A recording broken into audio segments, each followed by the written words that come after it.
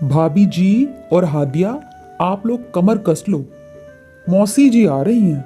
अभी थोड़ी देर पहले ही फोन आया है कि घंटे के तक उन्हें जाकर बस स्टॉप से ले आऊं। अब आप लोग कमर कस लो, क्योंकि मौसी जी तो किसी को चैन से नहीं रहने देंगी। और हादिया, तुम्हारा तो पहली दफा एक्सपीरियंस होगा उनके साथ। फरहान, ये क्या बात कर दी आपने? मौसी जी आ रही हैं तो आपको तो खुश होना चाहिए। ऐसे क्यों कह रहे हैं? अरे मेहमान तो अल्लाह ताला की रहमत होते हैं। और मुझे तो वाकई बहुत शौक था आपकी मौसी जी से मिलने का। मैं तो पहले ही सोच रही थी कि वो आ जाएं, उनके बारे में मैंने बहुत सुना है। लेकिन आप ऐसे क्यों कह रहे हैं कि कमर कस लो? ऐसे नहीं कहते मेहमानों के बारे में। अरे फरहान, तुम हादिया को क्यों तंग कर रहे हो? मौसी जी आने ही तो वाली हैं, ये खुद ही मिल लेगी। असल में ये इसलिए नहीं जानती कि शादी से पहले आई थी मौसी जी। तुम लोगों की शादी पे तो वो आई नहीं थी। हादिया इसीलिए उनके बारे में नहीं जानती। तुम भी ज़्यादा मत ही बताओ। और फिर उसके बाद मौसी जी के आने की तैयारियां शुरू हो गईं। सब लोग घर में तैयारियां कर रहे थे और बड़ी बहू बता रही थी हादिया को कि किस तरह मौसी जी को खाना पसंद है, सोना पसंद है, क्या वो खाती हैं, किस वक्त खाती हैं। असल में जो बड़ी भाभी थी, उन्हें डॉक्टर ने मुकम्मल बेड रेस्ट बताया था और उनके शौहर दुबई में ही रहते थे। इसीलिए अब घर के सारे काम हादिया ही करती थी और हादिया को इस बात में कोई मसला भी नहीं था। वो दोनों आपस में सुलह सफाई से ही रहती थी, इसीलिए खुशी खुशी रहती थी। और फिर वो वक्त भी आन पहुंचा जब मौसी जी ऐन घर के अंदर पहुंच गईं। फरहान जाकर बस स्टॉप से उन्हें ले आया। सब लोगों ने उन्हें बहुत अच्छे से वेलकम किया और हादिया तो बहुत ही ज़्यादा खुश थी मौसी जी के आने से। मौसी जी भी खुश थी उनसे मिलके। अरे बड़ी बहू, ऐसा करो कि तुम्हें डॉक्टर ने मुकम्मल आराम का कहा है। मेरे होते हुए तो तुम बिस्तर से नीचे भी पाँव मत रखना। और छोटी बहू है ना, मेरी खिदमत वो कर लेगी। इसलिए तुम अब चुपचाप अपने कमरे में जाकर आराम करो और छोटी बहू को मेरी खिदमतें करने दो। और हाँ बेटा हादिया, तुम ऐसा करो, जाकर मेरे लिए फ्रेश जूस लेकर आओ। मुझे तलब हो रही है जूस की। और फिर मौसी जी की हिदायत पर वो दोनों वहां से चली गईं। छोटी बहू, खैर तो है? घंटा हो गया तुम्हें जूस का बोला था। क्या बाजार से लेने चली गई थी? इतनी देर जूस में लगाओगी तो खाना तो मुझे कल को ही दोगी। अब इसे ले जाओ, क्योंकि मेरा अब दिल नहीं चाह रहा जूस पीने को। ऐसा करो, मेरे लिए खाना बना लो। और हाँ, खाने में मेरे लिए बिरयानी बनाना।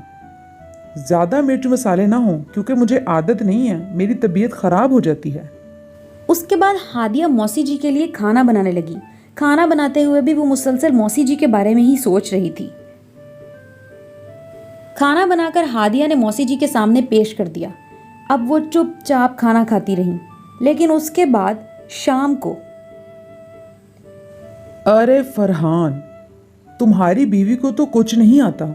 एक तो ये सुस्त बहुत है, घंटा पहले चीज़ का बोलो और शाम को जाकर देगी।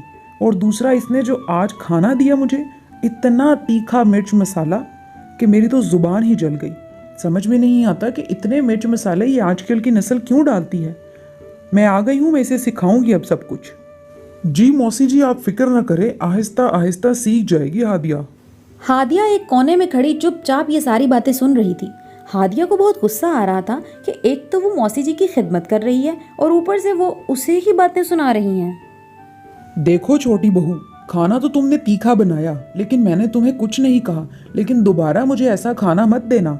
और हाँ, रात को सोने से पहले मैं दूध का गिलास ज़रूर पीती हूँ। और जब तक मेरे पाँवों पे तेल की मालिश ना कर दे कोई, मुझे तो नींद ही नहीं आती।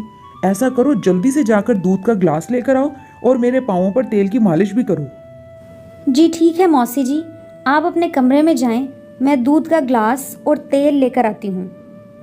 फरहान फरहान, आपकी मौसी जी मुझे पागल कर देंगी। मैंने कभी ज़िंदगी में ऐसी मौसी जी नहीं देखी। अरे उन्होंने तो मेरी नाक में दम कर दिया है। सारा दिन घुमा घुमा के घन चक्कर बना दिया है और उसके बाद शिकायतें अलग से। पता नहीं कब जाएंगी। वो कौन सा दिन था जब मैंने सोचा था कि मौसी जी मुझसे मिलने आए। खुदा की पनाह, कभी ऐसा नहीं सोचूंगी। आप जानते हैं ना, सारा दिन वो मुझे इधर से उधर घुमाती हैं। कभी ये नहीं चाहिए, कभी वो चाहिए। कब जाएंगी वो? अरे बस हादिया, इतने ही दिन में तुम्हारी हिम्मत जवाब दे गई। अभी तो मौसी जी महीना और रुकने को कह रही हैं। अब बोलो क्या करूं। अच्छा खैर छोड़ो, कुछ दिन की बात है, परेशान मत हो। मौसी जी चली ही जाएंगी आखिर एक दिन। अरे छोटी बहू, पहले तो मैं सोच रही थी कि मैं हफ्ता भर में चली जाऊं, लेकिन अब तुम्हारी सुस्ती और काहिली देखकर मुझे लगता है कि मुझे ही तुम्हें ठीक करना होगा। अब तुम फिक्र मत करो, महीना भर में यही हूँ। और हाँ, मेरी बात सुनो, आज खाने में कोई तीखा मिर्च मसाला नहीं। आज मेरे लिए मज़ेदार सा हलीम बनाना, मेरा बड़ा दिल चाह रहा है। और हाँ, बड़ी बहू के लिए यखनी ज़रूर बनाना, मुझे उसकी तबीयत कुछ ठीक नहीं लग रही। अब जल्दी से जाओ, यहाँ खड़ी क्या कर रही हो? इधर मौसी जी नसीहतों पे नसीहतें कर रही थी और बेचारी हादिया गुस्से के मारे आग बगोला हो रही थी कि आखिर वो इस मौसी जी से कैसे जान छुड़वाए। या अल्लाह, मुझसे गलती हो गई, मुझे नहीं चाहिए ऐसी मौसी जी, मैं तंग आ गई हूँ। या अल्लाह, कुछ भी कर ले, कुछ भी कर दे, बस मौसी जी चली जाए, बस। अब मैं मज़ीद बर्दाश्त नहीं कर सकती। अगर मज़ीद वो यहाँ रही तो मैं 2 दिन में अल्लाह तुझे प्यारी हो जाऊँगी। बस इसे जल्दी से बुला ले। अरे फरहान बेटा, अच्छा हुआ कि तुम जल्दी आ गए। तुम्हें पता है, मुझे रशीद की कॉल आई थी। फरहाना का बहुत बुरा एक्सीडेंट हुआ है और मुझे फ़ौरन जाना होगा। इरादा तो मेरा महीना भर रुकने का था, लेकिन अब हादसा बहुत बड़ा है, मुझे छोड़ आओ। उसके बाद मौसी जी ने घर की दहलीज भी पार कर ही ली। शुक्र अल्लाह का फरहान कि आपकी मौसी जी चली गई। उनका इरादा तो महीना भर रुकने का था, मेरी तो जान को बन गई थी। अब नहीं, मैं कभी दुआ करूंगी कि आपकी मौसी जी कभी भी आए यहाँ। हादिया, तुम्हें तो बड़ा शौक था मौसी जी से मिलने का, अब इतनी जल्दी तुम तंग आ गई हो। अरे खैर, एक बात तो है कि मौसी जी तुम्हारी सुस्ती खत्म करके चली गई हैं। अब तुम्हें कुछ ना कुछ सिखा कर तो गई है ना। और फिर उसके बाद वो दोनों मौसी जी के बारे में बातें करके हंसने लगे।